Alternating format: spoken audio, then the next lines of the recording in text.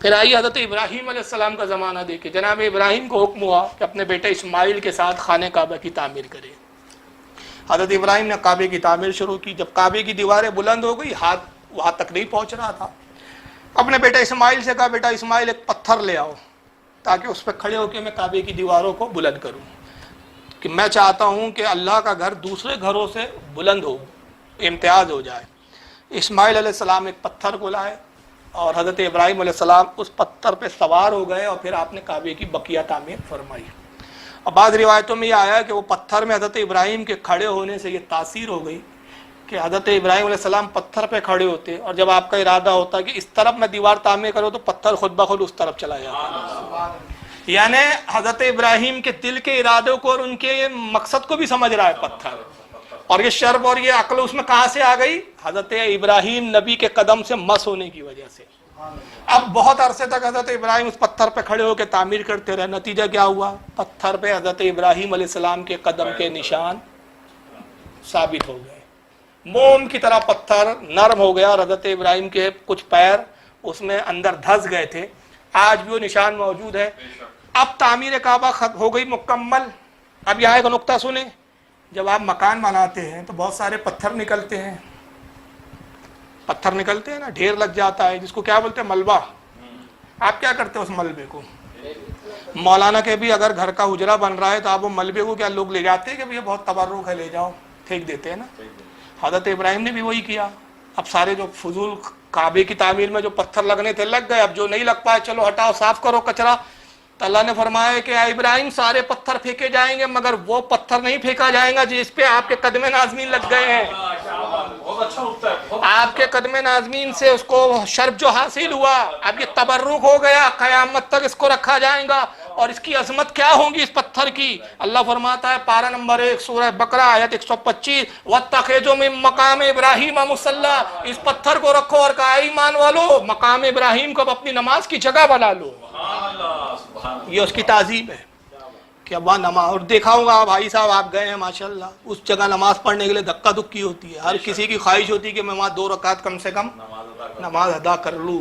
تو ہر پتھر کے سامنے تو لوگ نماز نہیں پڑھ رہے، اس پتھر ہی کے سامنے کیوں؟ اور جتنے کہ وہابی بھی پڑھ رہے ہیں تو پھر میں کہہ دوں پتھر پجوا بھائی قبر پہ جھک گیا بیچارہ کوئی، ہم پھر کہہ رہے حرام ہے، مگر شرک تو نہ بولو یار، ہم حرام کے قائل ہے، شرک کے قائل۔ پھر میں درس کر دوں غلط فہمی نہ ہو، جس کا حکم جہاں تک ہے وہیں تک رکھو، حد سے آگے مت بڑھو۔ قوم کو مشرک بول کے اپنی دال روٹیاں مت چلاؤ، دال روٹی نہیں بریانی اور بوٹی چلا رہے ہیں یہ لوگ، نج کے ٹکڑے کھانے کے لیے قوم کو مشرک مت بناؤ، جو حد ہے وہاں تک رہو، حد سے آگے مت بڑھو، اللہ کو حد سے بڑھنے والے پسند نہیں ہیں۔ تو اس پتھر کو اللہ نے کیا فرمایا؟ یہ نہیں کہا چومنے کی جگہ بناؤ، چومنے سے بڑھ کر کا مصلی عبادت کی جگہ بناؤ۔ اب یہاں عبادت کرو، پتھر سامنے ہے، اب ذرا بتائیے اس پتھر کے بارے میں آپ کیا کر رہے ہیں؟ اس کی تعظیم ہی ہو رہی ہے نا، نماز وہاں جو پڑھی، نماز اللہ کی ہے، عبادت کس کی ہو رہی ہے؟ لیکن تعظیم کس کی ہو رہی ہے؟ پتھر کی۔ فرق ہے نا۔ تو عبادت اللہ کی جاتی ہے، اور جو اللہ سے منسوب یا نبیوں سے منسوب جو چیزیں ہوتی ہیں اس کی تعظیم کی جاتی ہے۔ تو ہم قبروں کی تعظیم کرتے ہیں، عبادت نہیں کرتے، عبادت اللہ کی کرتے ہیں، تعظیم تو کرتے ہیں ہم۔ اچھا اب اس پتھر کے سامنے جب آپ نماز پڑھ رہے تو کیفیت کیا ہے ذرا بتائیے؟ اب بھائی ہاتھ باندھتے نا، اب چاہے اہل حدیث ہو تو یہاں باندھے، اور حنفی ہو تو ناف کے نیچے ناف پر باندھے، یا مالکی ہو تو ادب سے یوں کھڑا ہو جائے، اور شافعی ہو تو سینے کے نیچے باندھے، باندھے کہیں بھی ہاتھ۔ اب یہ ہاتھ باندھ کے آپ کھڑے ہیں پتھر کے سامنے، تو یہ پجوا نہیں ہے؟ جب قبر کے سامنے ایسے کھڑے ہو گئے تو کہتے یہ تو یار تعظیمی حلال نہیں ہے، قبر کے سامنے آپ اس طرح کی حیت میں کیوں کھڑے ہو؟ اور پھر عبادت جو ہے وہ اللہ کی عین جو عبادت ہے وہ نماز ہے، اور اس کی ضد کیا ہے؟ شرک۔ تو پتھر کے سامنے اگر ہاتھ باندھ کے آپ کھڑے ہیں، پھر اسی پتھر کے سامنے آپ سجدہ کر رہے ہیں، تو پھر یہاں قبر پجوا کی کہہ رہے ہو تو یہاں پھر پتھر پجوا کیوں نہیں کہتے ہو پھر آپ؟ تو سوال کیا پھر پیدا ہوتا ہے؟ تو یہاں پھر وہاں بھی ایک جواب دیں گے آپ کو، کہیں گے دیکھیے صاحب اصل میں معاملہ کیا ہے کہ وہ پتھر کی جو ہے وہ اللہ کا حکم ہے کہ اس کی عزت کرو، کہ یہاں قدم کے نشان ہے، پتھر کی ہم عبادت نہیں کر رہے ہیں، نیت اللہ کی عبادت کی ہے۔ یہ جواب آئے گا۔ اور ایک اور میں بات بتا دوں، آپ مساجدوں میں ہوتے ہیں تو مسجدوں میں بھی آپ نے دیکھا ہوگا کہ معاملہ کیا ہوتا ہے، سامنے کی جو صف ہے، جب آپ سجدے میں جاتے ہیں تو سامنے والے کا پیر آپ کے سامنے ہوتا ہے اور آپ کا پیر آپ کے پیچھے والے کے، تو آپ کیا وہ پیر کو سجدہ کر رہے ہیں یا اس شخص کو سجدہ کر رہے ہیں؟ پہلی صف والا کیا امام کو سجدہ کر رہا ہے، دوسری صف والا کیا پہلی صف والوں کو سجدہ کر رہا ہے؟ حالانکہ سر کہاں ہے؟ پیروں میں ہے، سامنے والے کے پیروں میں آپ کا سر رکھا ہوا ہے۔ بعض اوقات اتنے قریب ہوتے جب بھیڑ ہوتی ہے کہ سجدے سے اٹھو تو سامنے والے کا پیر اور کمر بھی لگ جاتی ہے، اتنا چپک کے بھی نماز پڑھنی پڑتی ہے۔ تو کیا سامنے والی کی آپ عبادت کر رہے ہیں، یا نہ عبادت کر رہے ہیں نہ تعظیم کر رہے ہیں؟ حالانکہ دیکھنے والا ظاہراً یہی سمجھے گا کہ بھائی آپ اس کو سجدہ کر رہے ہیں، لیکن کہیں گے نہیں صاحب ہم اس کو سجدہ نہیں کر رہے، سجدہ اللہ کو ہو رہا ہے۔ وجہ کیا ہے؟ قرآن حدیث پاک ہے، صحیح بخاری کتاب بدء الوحی، باب کیف کان بدء الوحی الی رسول اللہ صلی اللہ علیہ وسلم، حدیث نمبر 1، بخاری کی پہلی حدیث ہے یہ۔ جیسے بخاری کا آپ پہلا صفحہ کھولیں گے تو یہ پہلی حدیث ہے، صحیح بخاری ہے، دیکھ لیں آپ، یہ ہے صحیح بخاری۔ جیسے کھولے پہلی حدیث ہے یہ بخاری کی، اور پہلی حدیث کیا ہے؟ ان علقمہ ابن وقاص اللیشیہ یقول، حضرت علقمہ بن وقاص لیشی رضی اللہ تعالیٰ عنہ روایت کرتے ہوئے کہتے ہیں، سمعت عمر بن الخطاب رضی اللہ عنہ علی المنبر قال، وہ کہتے ہیں میں نے دیکھا کہ حضرت عمر ابن خطاب، امیر المومنین عمر ابن خطاب رسول اللہ کے ممبر پر ہیں، اور حضور کے ممبر پہ وہ خطبہ دے رہے تھے، کھڑے ہو کر کہہ رہے تھے سمعت رسول اللہ صلی اللہ علیہ وسلم یقول انما الاعمال بالنیات، وہ کہہ رہے تھے کہ لوگوں میں نے رسول اللہ کو یہ کہتے ہوئے سنا کہ اللہ کے نبی نے فرمایا کہ بے شک اعمال کا مدار نیت پر ہے۔ اعمال کا مدار کائے پر ہے؟ یہ حدیث جان ہے اسلام کی، اعمال کا مدار نیت پر۔ اس کو امام بخاری کے علاوہ امام مسلم نے بھی لایا ہے، حدیث نمبر 820 مسلم شریف حدیث نمبر 4820، امام ابو داؤد نے لایا اس کو حدیث نمبر 2201، امام ترمذی نے اس کو لکھا ہے حدیث نمبر 1647، امام نسائی نے اپنی سنن میں لایا حدیث نمبر 75، امام ابن ماجہ نے اپنی سنن میں لایا حدیث نمبر 4227، امام ابن مبارک نے کتاب الزہد میں لایا حدیث نمبر 188، امام احمد نے مسند احمد میں لایا حدیث نمبر 168، امام بزار نے مسند البزار میں لایا حدیث نمبر 257، امام ابن حبان نے لایا اپنی صحیح میں حدیث نمبر 388، امام ابو نعیم نے حلیۃ الاولیاء جلد 842، امام دارقطنی نے اپنی سنن میں حدیث نمبر 131، امام بہقی نے سنن الکبریٰ حدیث نمبر 2254، اور بھی حوالے اتنے میرے خیال سے 13 حوالے میں نے یہاں بیان کیے۔ تو یہ حدیث نے واضح کیا کہ اصل مدار کس پر ہے عمل کا؟ نیت پر۔ تو اب اگر آپ حضرت مقام ابراہیم کے سامنے سجدہ کر رہے ہیں تو مقام ابراہیم کے اس پتھر کو سجدہ نہیں کر رہے ہیں، بلکہ سجدہ کس کو ہو رہا ہے؟ کیونکہ نیت آپ کی کیا ہے؟ اللہ کو سجدہ کرنے کی۔ بلکہ میں ایک بڑی اہم بات بتا دوں، آپ سرکار مفتی اعظمین رحمۃ اللہ علیہ کی فتاوی مصطفیہ دیکھیں آپ، اس کی جلد نمبر 1 ہے صفحہ 14۔ حضور مفتی اعظم کے زمانے میں کسی نے ایک سوال کیا کہ ہندو یہ اعتراض کرتے ہیں مسلمانوں پہ کہ ہم پتھر کے سامنے جھکتے تو تم ہمیں مشرک کہتے ہو، تو تم بھی تو کعبے کے پتھروں کے سامنے جھکتے ہو، تو پھر تم مشرک کیوں نہیں؟ تو مفتی اعظم نے کیا جواب دیا؟ ذرا جواب سنیں سرکار مفتی اعظم کا۔ وہ کہتے ہیں کہ اصل میں جو کعبہ ہے، قبلہ ہے، وہ ہمارے لیے ایک سمت ہے، ڈسپلین کے لیے، عبادت میں چاہ کے ڈسپلین قائم رہے۔ ہمارا یہ عقیدہ نہیں ہے کہ کعبۃ اللہ میں ہی اللہ ہے یا اسی سمت میں اللہ ہے، اللہ تو سمتوں سے، جہتوں سے، مکان سے، قید سے، قیود سے پاک ہے، یہ تو ڈسپلین کے لیے۔ ہم پتھر کو سجدہ نہیں کرتے، اس کی طرف ڈسپلین کے لیے رخ کرتے۔ اور اگر نعوذ باللہ کسی کا یہ عقیدہ ہو، سنیں غور سے، اگر کسی کا یہ عقیدہ ہو کہ میں کعبے کے پتھر کو سجدہ کر رہا ہوں، وہ کافر ہے۔ کعبۃ اللہ کے پتھروں کو ہم سجدہ احترام کرتے ہیں کیونکہ کعبۃ اللہ ہے، دوسرے گھر سے ممتاز ہے، اللہ کا گھر ہے۔ احترام ایک الگ چیز ہے، تعظیم ایک الگ چیز ہے، لیکن سجدہ ایک الگ چیز ہے، زمین آسمان کا فرق ہے۔ تو یہاں بھی جو مدار ہے وہ کائے کا ہے؟ نیت کا، کہ نیت کعبۃ اللہ کو سجدہ کرنے کی نہیں ہے، کعبے کے پتھر کو سجدہ کرنے کی نہیں ہے، نیت اللہ کو سجدہ کرنے کی ہے۔ تو اصل میں نیت دیکھی جائیں گی۔ تو سوال یہ پیدا ہوتا ہے کہ جب کوئی قبر پہ سجدہ کرتا ہے تو آپ وہاں اس کی نیت کیوں نہیں دیکھتے؟ جب وہ بندہ کہتا ہے کہ میں تعظیم کا سجدہ کر رہا ہوں، تب بھی آپ اس کی نیت نہ دیکھ کے فتوے لگا دیتے ہو۔ آپ یہاں بھی تو دیکھو، شرک کے معاملے میں تو نیت مان لی جائیں گی کہ شرک کے مقابل ہو، جب کہہ رہا ہے کہ تعظیم کا سجدہ ہے، لیکن چونکہ تعظیم حرام ہے تو وہاں اعتبار نہیں ہے، تو حرام کا حکم ہم لگائیں گے لیکن شرک کا حکم نہیں لگائیں گے۔ اور نتیجہ یہی ہوا کہ جب یہ نیت کا جو معاملہ ہے، اگر اس کو نظر انداز کر دیا جائے, نیت نہ پوچھی جائے, بس آپ نے وہ کیفیت دیکھی اور دھاڑ سے فتویٰ لگایا, سامنے والا چیخ رہا ہے کہ دیکھیے صاحب یہ اگر میں چوم رہا ہوں چادر کو تو بھیا یہ رکوع مت بولو اس کو یار, جھکا ہوں میں چادر چومنے کے لیے, تو آپ کو دکھ رہا ہے رکوع کر رہے ہو آپ, جی نہیں بھائی میری نیت رکوع کی ہے ہی نہیں, چومنے کی ہے, نیت تو دیکھو. ارے بھائی آپ سجدہ کر, ارے بھائی میں سجدے کے لیے اللہ کی عبادت نہیں کر رہا ہوں, نہ اس کو خدا سمجھ رہا ہوں, اس صاحب مدار کو تعظیم کر رہا ہوں. تو آپ تعظیم پر حکم لگا سکتے ہیں کہ اس طرح تعظیم جائز نہیں, لیکن نیت کی بنیاد پر شرک کا فتویٰ تو نہیں لگا سکتے. اور اگر فتوے لگانے کا اتنا شوق ہے اور ایسا آپ نیا دین گڑھنا چاہتے ہیں تو پھر میں کچھ ایسی حدیثیں پیش کرتا ہوں کہ جو ان کے عقیدے کی دھجیاں اڑا دیں گی پھر, اور اس سے آپ کو اہل حدیث کی جہالت پتہ چلیں گی کہ روئے زمین کے کتنے بڑے جاہل ہوتے ہیں. دیکھیے صحیح بخاری انہی کے گھر کی چھپی ہے بیچاروں کی, دارالسلام سے چھپی ہے, صحیح بخاری کتاب الصلاۃ, باب نمبر 48 ہے, اور باب کا نام امام بخاری نے جو قائم کیا ہوا ہے, حل تم بشا قبور و مشرک الجاہلیتی ویتخذوا مکانہ مساجدہ. اس کا مطلب یہ ہوتا ہے کہ کیا جہالت کے دور کے مشرکوں کی قبریں کھود کر ان جگہوں پر مسجدیں بنا لی جائے, یہ ایک باب قائم کیا ہے.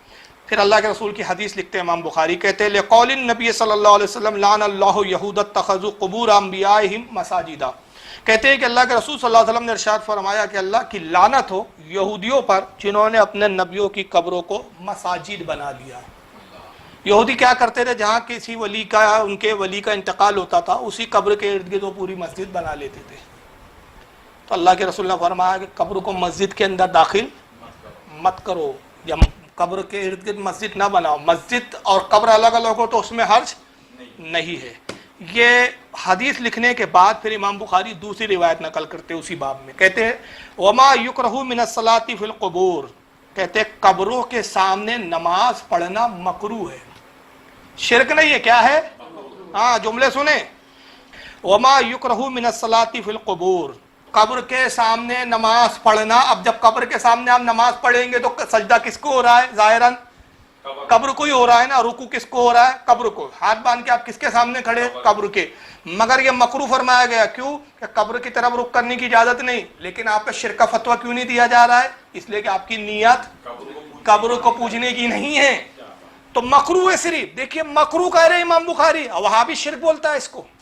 اور پھر آگے کہتے ہیں ورا عمر بن الخطاب رضی اللہ عنہ انس بن مالک یصلی عند قبر, کہتے ہیں کہ حضرت عمر امیر المومنین فاروق اعظم نے ایک مرتبہ دیکھا کہ حضرت انس بن مالک ایک قبر کے سامنے نماز پڑھ رہے ہیں. کون نماز پڑھ رہا ہے, صحابی رسول انس بن مالک, جو حدیث کے بہت بڑے راوی ہے, سرکار کے 10 سال سرکار کی صحبت میں رہے, حضور کے غلام ہیں 10 سال. کیا وہابڑا زیادہ شرک اور توحید سمجھ رہا ہے, اور انس ابن مالک 10 سال رسول کی صحبت میں رہ کے نہیں سمجھے. عمر ابن خطاب نے دیکھا, رہا عمر ابن الخطاب رضی اللہ عنہ انس ابن مالک یصلی عند قبر, دیکھا کہ انس ابن مالک کیا کر رہے ہیں, قبر کے سامنے کھڑے ہو کر نماز پڑھ رہے. وہ قبر رسول کی بھی نہیں تھی, ایک عام قبر تھی. فقال القبر القبر, حضرت عمر نے دیکھا تو آواز دی, کہا کہ اے انس قبر قبر قبر, یعنی قبر کے سامنے, قبر کے سامنے. اب آگے الفاظ سنے بخاری کے, لگاؤ امام بخاری پہ فتویٰ اگر جرأت اور ہمت ہو. امام بخاری کیا کہتے ہیں, ولم یامروا بالاعادہ, حضرت عمر نے قبر قبر کہہ کے روکا لیکن نماز دورانے کا حکم نہیں دیا. یہ حکم نہیں دیا کہ نماز دوراؤ, تمہاری نماز ہی نہیں ہوئی. تو روکا کیوں, کہ مکروہ ہے. اور اگر شرک ہوتا تو کہتے تمہاری تو نماز بھی نہیں ہوئی, نماز بھی دوراؤ, دوبارہ کلمہ بھی پڑھو. تم تو مشرک ہو گئے, قبر پجوا ہو گئے تم قبر کے سامنے نماز پڑھ کے. مگر بیچارے وہابی کو یہ حدیث بخاری کی نہیں ملتی, بتائیے. مرضی کے فتوے ٹھوکتا ہے, پوری جماعت کو قبر پجوا بول کے بدنام کر کے رکھا ہے, اور جرأت نہیں ہے ان کو بولو کہ سامنے بیٹھ کے مناظرہ تو کر لو, اگر ہمت ہو تو سامنے نہیں بیٹھیں گے. ان کو معلوم ہے سامنے بیٹھیں گے تو ہمارے عقیدے کی پول کھلیں گی, ہم ذلیل و خوار ہوں گے. لوگوں کو گمراہ کرتے رہو تاکہ سعودیہ کی خیرات زکوٰۃ صدقات ہم کو برابر ملتی رہے. مقصد جو ہے وہ پیسوں کا, ان کی بھی نیت پیسہ ہے, اصلاح نہیں ہے. اگر اصلاح ہوتی تو یہ باقی بیٹھتے ہمارے سامنے بات کرتے کہ تم قبر کے سجدے کو شرک بولتے ہو. ارے یہاں تو بے آئینی عبادت اور نماز ہو رہی ہے. اور امام بخاری لکھ رہے ہیں کہ حضرت عمر نے مکروہ کہا, مکروہ کی بنیاد پہ کہا کہ مکروہ ہے, دیکھو قبر ہے قبر ہے, توجہ دلائی, لیکن نماز کو لوٹانے کا حکم نہیں دیا.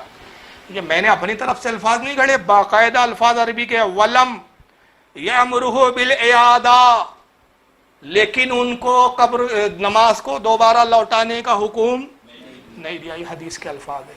फिर आइए यही इमाम बुखारी इसी किताब सलात में एक और हदीस लाते हैं, बड़ी प्यारी हदीस है ये भी, ये देखिए, यही बुखारी किताब सलात बाब कायम किया इमाम बुखारी ने। बाब का नाम रखा मन सल्ला व कुद्दामहु तन्नूरुन औ नारुन औ शैउन मिम्मा फअरादा बिहिल्लाह। कहते जो नमाज पढ़े तंदूर के सामने, आग जहाँ जलती हो, आग या ऐसी चीज की तरफ रुख करके नमाज पढ़े जिसकी पूजा की जाती हो, ये बाप का नाम रखा, लेकिन उसका मकसद रज़ाए इलाही हो। कहते नमाज कहां पढ़े वो? आग के सामने, आग की पूजा होती है, उसको लोग ईश्वर और भगवान समझते हैं। ऐसी शय, अब शय में पत्थर भी आ गए, दरख्त भी आ गए, वो सारी चीजें जिसकी इबादत की जाती है, उन चीजों के सामने वो इबादत कर रहा हो कोई शख्स, तब भी वो जायज है। क्यों? कि उसका मकसद उनकी पूजा नहीं, बल्कि क्या है? मकसद रज़ाए इलाही, असल मदार काय का है? नियत का। ये इमाम बुखारी बाप कायम कर रहे हैं, और उस बाप के तहत वो दलील के तौर पर हदीस क्या ला रहे हैं? वकाल ज़ुहरी अखबरनी अनस इब्न मालिक क़ाल, कहते हैं कि हज़रत ज़ुहरी कहते हैं कि हमें खबर दी अनस इब्न मालिक रज़ी अल्लाह तआला अन्हु ने, और अनस इब्न मालिक कहते क़ालन नबी सल्लल्लाहु अलैहि वसल्लम उरिदत अलैयन नार व अना उसल्ली, रसूलुल्लाह कहते हैं कि मैं नमाज पढ़ रहा था कि उसी वक्त, ऐन नमाज के वक्त, जहन्नम मेरे सामने पेश की गई और मैं नमाज पढ़ता रहा। इमाम बुखारी हदीस लाके क्या बता रहे हैं? आग पूजी जाती है और रसूल आग के सामने सजदा भी कर रहे हैं, रुकू भी कर रहे हैं, मगर ये शिरक नहीं हो रहा है। वजह रज़ाए इलाही मकसद है, आग की पूजा मकसद नहीं है। नियत आग की पूजा करने की नहीं है। तो ये जो मटक मटक के इनके मौलवी कहते हैं ना वावड़ों के, कब्र पुजवा, हिंदू जाए तो काफिर, ये जो नौटंकी करते हो, तुम्हारी औकात नहीं है बैठ के बात करो। तो ये बुखारी की हदीस बता रही है कि नियत पर दारो मदार है। तो अब अगर कोई कब्र को सजदा कर रहा है और नियत ताजीम की है तो शिर्क का फतवा नहीं लगेगा। फतवा तब लगेगा कि अगर वो कहे कि हाँ मेरी नियत इबादत की थी। तुम कौन होते लोगों की नियतों को देखने वाले? तुम कौन हो तो लोगों के दिलों को चीर कर देखने वाले? फतवे जाहिर पर लगते हैं, दिलों के नियतों पर नहीं लगते। मुफ्ती जाहिर पे लगाएगा, ये नियतों पे फतवा लगाना ये अल्लाह का काम है। जब सामने वाला कह रहा है कि भाई ये ताजीम से मैंने सजदा किया, तब भी तुम कह रहे हो इबादत, तो फिर क्या कहोगे अनस इब्न मालिक के बारे में जो कब्र के सामने सजदा कर रहे थे? और हजरत उमर उनकी नमाज लौटाने तक, कुफ्र और इस्लाम तो बहुत दूर है जी, अभी कि उसको शिर्क कहें, नमाज तक लौटाने का हुक्म नहीं दे रहे, जो उससे अदना चीज है। शिर्क का फतवा तो बात की बात है। फिर इमाम बुखारी बाप कायम कर रहे हैं कि उस चीज के सामने नमाज पढ़ना जिसकी पूजा की जाती हो, मगर इरादा ये है उसका कि मैं अल्लाह की इबादत कर रहा हूं, तो इरादा अल्लाह की इबादत का है, वो देखा जाएगा। शायद क्या सामने उससे कोई गरज नहीं, नियत देखी जाएंगी। तो ये मसला इससे साबित होता है कि अगर कोई नौज़ुबिल्लाह कब्र को सजदा करे, हम नाजायज कहते हैं, हराम कहते हैं, लेकिन उसको नियत के बुनियाद पर, कि नियत उसकी ताजीम की है, उसको शिरक नहीं कहते। लेकिन अलबत्ता यहाँ बता दूं कि मुहद्दिसीन और मुफ्तियान इकराम यहाँ फरमाते हैं कि ऐसी चीज़ें वो ख़ास बेआइनी इबादत के लिए ही इस्तेमाल होती है, जैसे मूर्ति। अब अगर कोई मूर्ति के सामने ताज़ीमन भी सजदा करे तो उसको शिरक ही फतवा दिया जाएगा। वजह क्या है कि मूर्ति की ताज़ीम नहीं की जाती है, शरीयत में मूर्ति की ताज़ीम का कोई हक मतलब हुक्म मौजूद ही नहीं है। यानी खुला हुआ जिसको शिरक बोला जाता है, उस खुले शिरक में तावील कबूल नहीं की जाती। यही वजह है कि आला हज़रत फाजिल बरेलवी ने एक मुस्तकिल रिसाला लिखा है इस उन्वान के तहत, उसको पढ़ना चाहिए वहाबियों ने खास तौर से, और अहले सुन्नत व जमात का क्या है मौक़िफ़ उसको समझना चाहिए। रिसाले का नाम है अज़्ज़ुब्दतुज़ ज़किया ली तहरीम सुजूदुत तहिया।